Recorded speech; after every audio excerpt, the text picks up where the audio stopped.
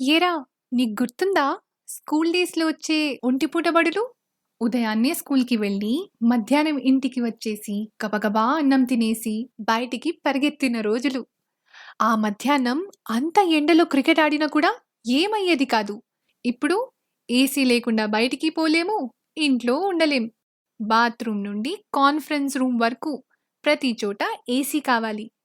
అమ్మమ్మ వాళ్ళింటికి వెళ్ళాలన్నా, ఆడుకోవాలన్నా, టీవీలో సినిమాలు చూడాలన్నా, లేదా ఫ్యామిలీ ట్రిప్ పేరుతో తిరుపతి వెళ్ళి గుండు కొట్టించుకోవాలన్నా, అన్నింటికి కలిపి బోలెడు హాలిడేస్.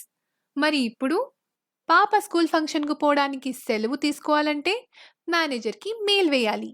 ఇంట్లో బర్త్‌డే ఉందన్నా ఆఫీస్ ల్యాప్‌టాప్ మాయమవ్వదు. జీవితమే ఫుల్ టైమ్ జాబ్ అయిపోయింది. జీవితం ఓ కార్పొరేట్ జాబ్ లాగా కాకుండా, ఒక చిన్న పాప తనకి నచ్చినట్టు అల్లరి చేస్తూ, తన చేతుల్ని పెయింట్ డబ్బాలో ముంచి, తెల్ల కాగితం మీద తన బుజ్జి చేతులతో వేసిన కలర్‌ఫుల్ పెయింటింగ్ లాగా ఉన్న రోజుల్ని గుర్తు చేసుకుంటూ ముందుకు వెళ్ళడమే మన కాంక్రీట్ బ్రతుకుల్లో కాస్త ఆక్సిజన్. అలాంటి ప్రయత్నమే ఈ పాడ్‌కాస్ట్. ఈ ఒంటిపూట బడులు అనే పాడ్కాస్ట్ మనసుని బాగు చేసి, ఉరుకుల పరుగుల్ని కొంచెం ఆపి, మళ్ళీ ఆ చిన్ననాటి ఊసుల్ని గుర్తు చేసే ఓ స్నేహ ప్రయత్నం. చిన్ననాటి జ్ఞాపకాల్లోకి మనల్ని తీసుకెళ్లే ఎంకి పాట, ఊపిరి తీసుకోలేని జీవితానికి మనం వేసుకునే చిన్నపాటి కొబ్బరి తోట.